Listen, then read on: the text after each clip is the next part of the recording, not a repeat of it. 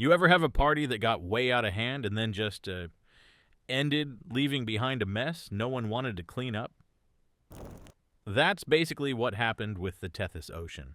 Once a warm, beautiful tropical sea stretching from Europe to Asia, this place was prehistoric real estate gold, home to coral reefs, marine reptiles, and enough ancient microbes to power the modern oil industry.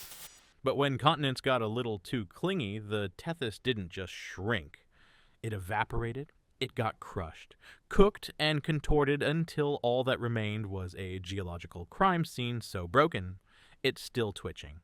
And yeah, that includes places on Earth that literally resemble hell. We're talking toxic pools, boiling acid lakes, lava oozing out of the ground, and more earthquakes than your nerves can handle. The kind of terrain where nothing lives unless it eats sulfur and laughs at 120-degree heat. So today we're diving into the prehistoric breakup that turned paradise into apocalypse. Welcome to the ancient sea that got ghosted by the planet and left hell behind.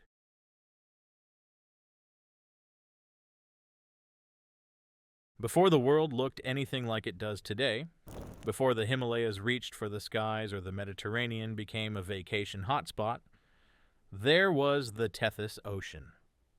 And let's be clear, this was not some rinky-dink inland sea. Tethys was a full-on, epic tropical expanse that once separated two halves of the supercontinent Pangaea. Picture a warm, shallow ocean stretching from what is now the Caribbean all the way to Southeast Asia. We're talking coral reefs so massive they make Australia's Great Barrier Reef look like a petting zoo, and biodiversity so rich it could have filled every season of planet Earth without ever repeating a species. Tethys was the marine equivalent of an all-inclusive resort. Warm, well-lit, shallow enough for photosynthesis, and absolutely stacked with life. Ammonites, those spiraled cephalopods with a flair for drama, flourished here. So did giant marine reptiles like ichthyosaurs and plesiosaurs, early sharks doing shark things, and trilobites holding on for dear life near the end of their reign. Even microscopic foraminifera, tiny shelled organisms, were living their best lives, multiplying like nobody's business, and quietly recording every chemical fluctuation in the water for us to decode millions of years later. Thanks, guys. Geologically speaking, the Tethys Ocean sat between two big tectonic players. The northern Laurasian landmass, which would eventually become North America, Europe, and Asia, and the southern Gondwana, which broke into Africa, South America, India, Australia, and Antarctica. And like any slow-moving train wreck, these continents were on a collision course that nobody could stop. Over millions of years, Africa and India began drifting northward at a pace slower than your grandma in a checkout line, but with consequences far more dramatic. For now, though, things were peaceful. Sunlit carbonate platforms built up, coral reefs spread out like underwater cities, and life flourished across shallow continental shelves. If you were a marine reptile, this was the place to be, cruising through crystal clear waters, dodging ammonites, maybe chomping a few fish for lunch. It was prehistoric luxury. But underneath the good vibes, pressure was building. Tectonic pressure, to be specific. And like every great party, it was about to come to a very ugly end. Because tectonic plates, they don't RSVP. They just show up, rearrange the furniture, and eventually tear the house down.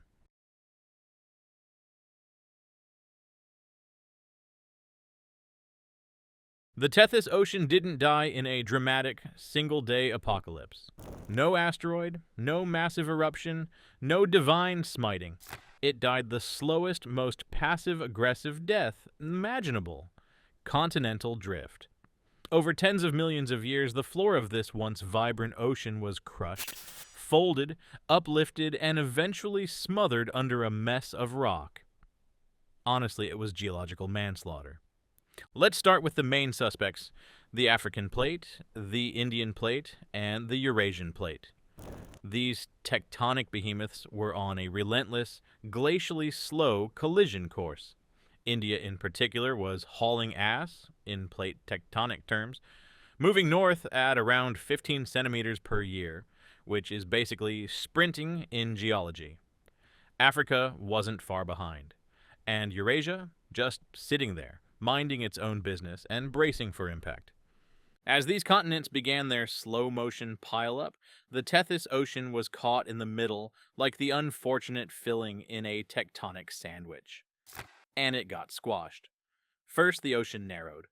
The broad, shallow shelves that once teemed with coral reefs and marine life began to rise out of the sea. The sediment that had accumulated over millions of years, think thick, gooey layers of plankton corpses, sand, and carbonate sludge, got compressed, folded, and shoved upwards. That's how you end up with marine fossils on top of the Himalayas. Seriously. You can hike to Everest Base Camp and find seashells embedded in rocks, because those rocks were once at the bottom of the Tethys. It's like discovering clam chowder at the top of a skyscraper. Not where it belongs. The Alps? Built from the rubble of the Tethys, the Zagros Mountains in Iran, also leftovers, the limestone cliffs along the Mediterranean. Yep, more Tethian remnants. The process wasn't fast, and it wasn't clean. This wasn't a neat subduction where one plate dips under the other like a polite dance move. It was more like a drunken mosh pit, continents crashing, folding, and dragging bits of seafloor up into mountain ranges. During this geological slow roast, the ocean floor itself was getting obliterated. Subduction zones, where oceanic crust gets dragged down into the mantle, devoured large chunks of the Tethys. Magma surged up in response, forming volcanic arcs and mountain belts. Meanwhile, the trapped bits of crust in between the colliding plates got crumpled like bad origami. And as the sea got shallower, the environment went from paradise to purgatory. Reefs died off. Marine ecosystems collapsed.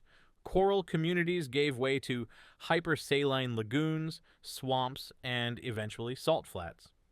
What had once been a vibrant, open ocean became a tectonic war zone with nowhere for the water or the wildlife to go.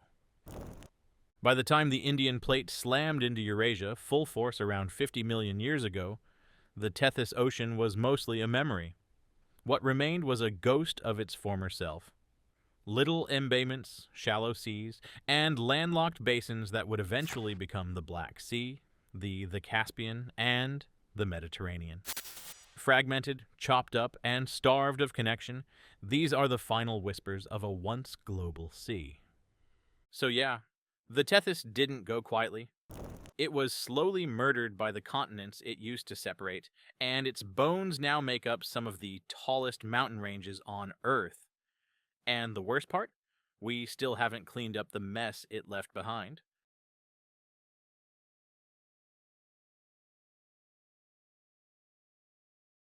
So the Tethys Ocean is gone. Evaporated, crushed, and buried under millions of tons of colliding continental crust. But like any messy breakup, the aftermath is somehow even worse than the actual event. What the Tethys left behind wasn't just a few awkward landforms or a stray fossil or two. No, it left a full-blown geological disaster zone. A crustal hangover that still hasn't worn off. Let's start with the salt. When parts of the Tethys became landlocked and started evaporating, they didn't just dry up quietly. They left behind thick, layered salt deposits, kilometers deep in some areas. These salt flats, especially around the Persian Gulf and in the Zagros region of Iran, are what geologists call evaporites. And they're exactly what they sound like. Mineral remains of a sea that got too hot, too shallow, and finally gave up. But here's where it gets fun. Salt doesn't just sit still, it flows. Very, very slowly, like toothpaste squeezed out of a tube by tectonic pressure. That's why some of these salt deposits now form dome-like structures, pushing up through the rock like weird geological zits. And because salt is less dense than most rocks, it becomes a natural trap for oil and gas. which is why most of the Middle East's fossil fuel wealth is parked right on top of ancient Tethys leftovers. So yes, your car is running on the decayed sludge of an obliterated sea. Glamorous. Next, the mountains. We already talked about how the Alps, Himalayas, and Zagros got built from crushed Tethys real estate, but let's appreciate just how chaotic that process really was. These aren't tidy mountain ranges. They're crumpled, bent, twisted nightmares, a geological rat's nest of folded limestone, shattered crust, and barely hanging on faults. It's like trying to stack lasagna noodles after they've been microwaved for too long. And guess what happens when you put all that pressure on fault lines? Earthquakes. Lots of earthquakes. The entire zone where the Tethys used to be, from the Mediterranean through Turkey and Iran, all the way to the Himalayas, is one of the most seismically active regions on the planet. We're talking full tectonic drama. Buildings fall, ground splits, and the occasional mountain tries to rearrange itself. All because the ghosts of ancient seas don't rest easy. And then there's the weird stuff, like ophiolites, chunks of oceanic crust that got scraped off and shoved onto the continents during subduction. You'll find these weird greenish rocks in places like Cyprus and Oman. They're basically slices of the old ocean floor just chilling on land. Like, that's totally normal. Spoiler, it's not. Even the Mediterranean, which we like to think of as a beautiful blue vacation spot, had a full identity crisis thanks to the Tethys breakup. At one point around 6 million years ago, during what's called the Messinian salinity crisis, the Mediterranean almost completely dried up. The Strait of Gibraltar closed off, water evaporated faster than rivers could refill it, and the whole basin turned into a 3-kilometer deep salt bowl. So yeah, it went from Italian Riviera to giant death pit in geologic terms. So what did the Tethys leave behind? Earthquakes, oil fields, collapsing mountain belts, vast deserts, literal mountains of salt, and a constant reminder that Earth's crust has a very dark sense of humor. The sea may be gone, but its baggage is very much still here, and it's still shaking things up.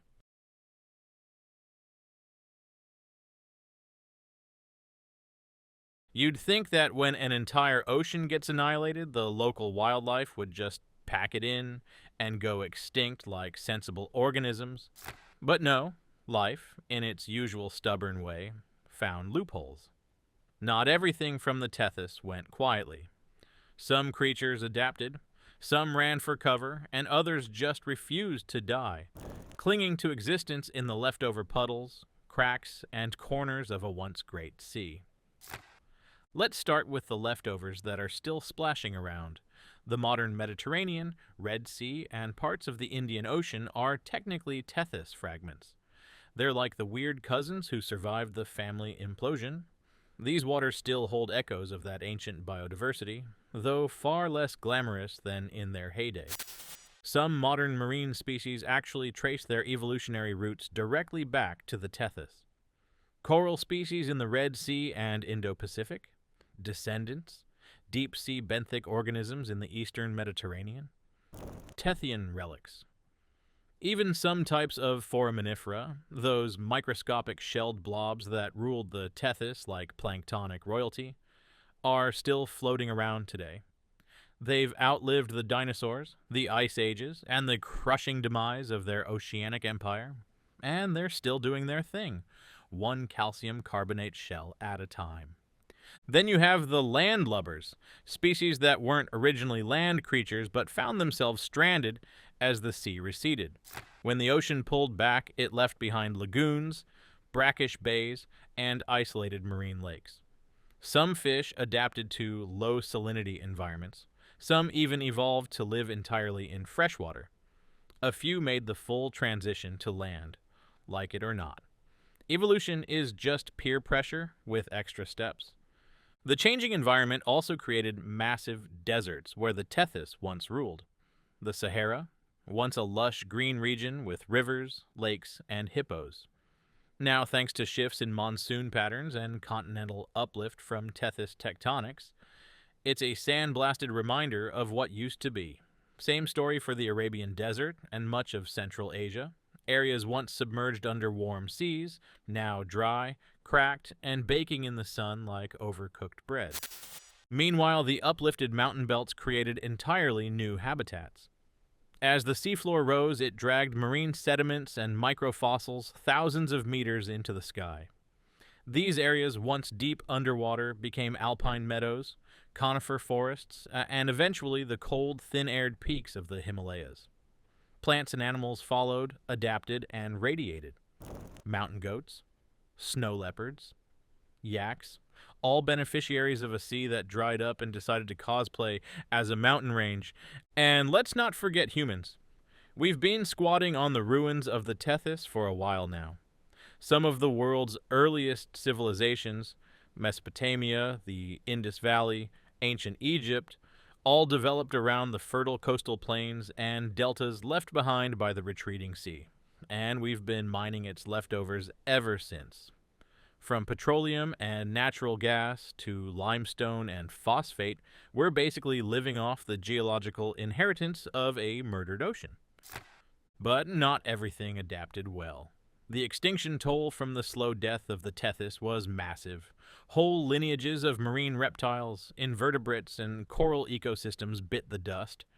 Not in a single mass extinction event, but in a long, drawn-out fade into oblivion. Changing salinity, isolated basins, cooling waters, and tectonic instability don't make for a great long-term survival plan. Many species just couldn't handle the whiplash. Still, some did. Some always do. That's the maddening thing about extinction. It's never complete. There's always some weird fish, stubborn sponge, or microbial freak hiding in the aftermath, refusing to go extinct just because everything around it has collapsed. Life doesn't quit. It adapts, mutates, and crawls out of the rubble like, yeah, that sucked. What's next? So while the Tethys Ocean itself is gone, crushed beneath mountains and desert, its biological fingerprints are still all over this planet. In your gas tank, in your landscape, maybe even in your sushi. Because nature is petty, creative, and rarely lets a good extinction go to waste.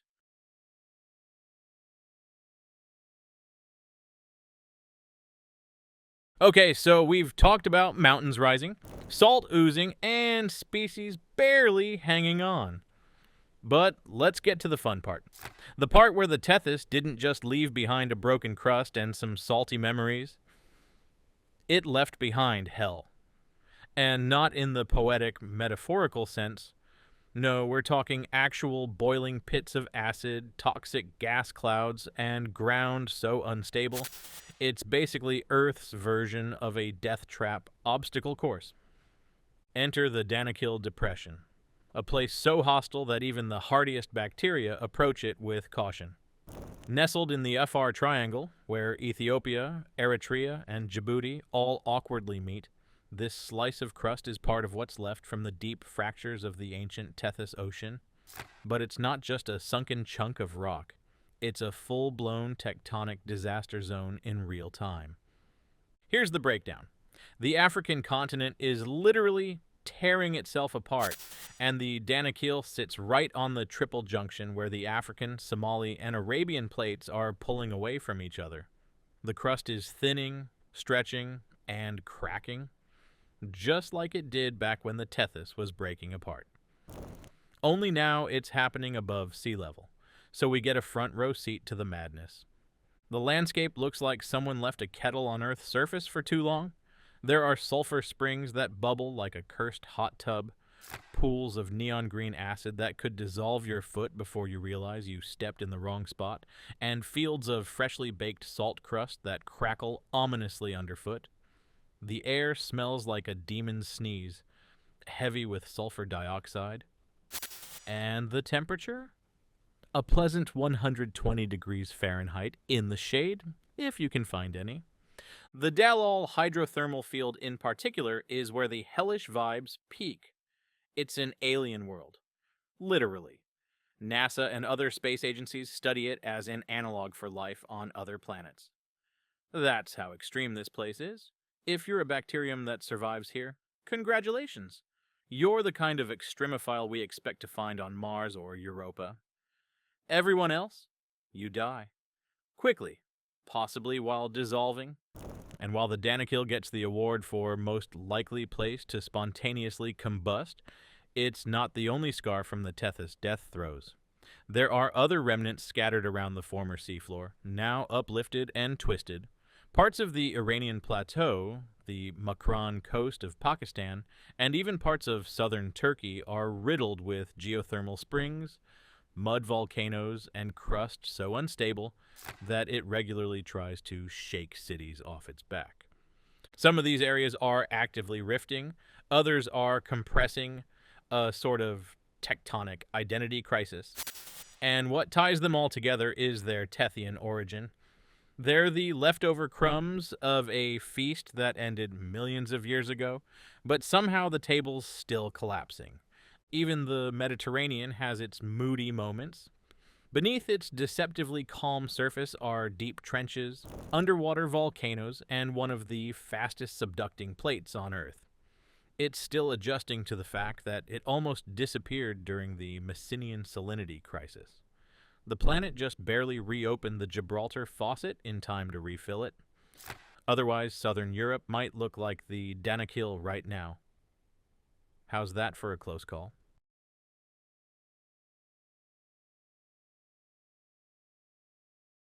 Let's take a moment to appreciate just how wildly over the top the Tethys Ocean's exit from existence really was. This wasn't a polite goodbye, a slow fade into obscurity, or even a semi-graceful transformation into a new ecosystem. The Tethys went out in full melodramatic fashion, crashing continents, birthing mountains, setting the Earth on geological fire, and leaving behind entire regions that literally boil, shake, and ooze acid to this day. Oceans die hard. And what's truly unsettling is how permanent it all is.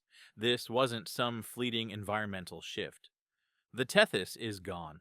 Millions of square kilometers of oceanic crust got swallowed by the mantle, recycled into mountain ranges, or trapped under deserts and folded rocks. You can't just refill that. No rainstorms fixing it. And what's left behind, like the Himalayas or the Danakil, isn't going anywhere for tens of millions of years. This is the kind of makeover Earth doesn't undo. It also highlights just how absurdly powerful plate tectonics are. We tend to think of continents as these big, immovable land masses, but the truth is they're basically bumper cars floating on hot, squishy mantle. And when they hit each other, stuff breaks. A lot. Entire oceans vanish. Landscapes rearrange. Climate systems shift. It's like playing Jenga with mountains, only instead of a block falling, it's an entire ecosystem. And then there's the irony. The Tethys was a cradle of life, shallow, warm, and biologically rich. Its reefs were breeding grounds for marine species. Its sediments built the fossil fuel economy we rely on. Its coastal plains hosted the birthplaces of civilization. And now, much of what's left is desert, mountain, or hell swamp. The places it once touched are among the driest, saltiest, or most unstable on the planet. That's like hosting a world-class buffet and leaving behind an ashtray and a pile of bones. But even in its destruction, the Tethys reshaped the world. It made the Himalayas. It fractured Africa. It funneled rivers, rerouted winds, and turned entire regions into geological theme parks. It gifted us bizarre mineral formations, energy resources, and a few of the most visually dramatic landscapes on Earth. All because a few continents decided they were tired of being long distance.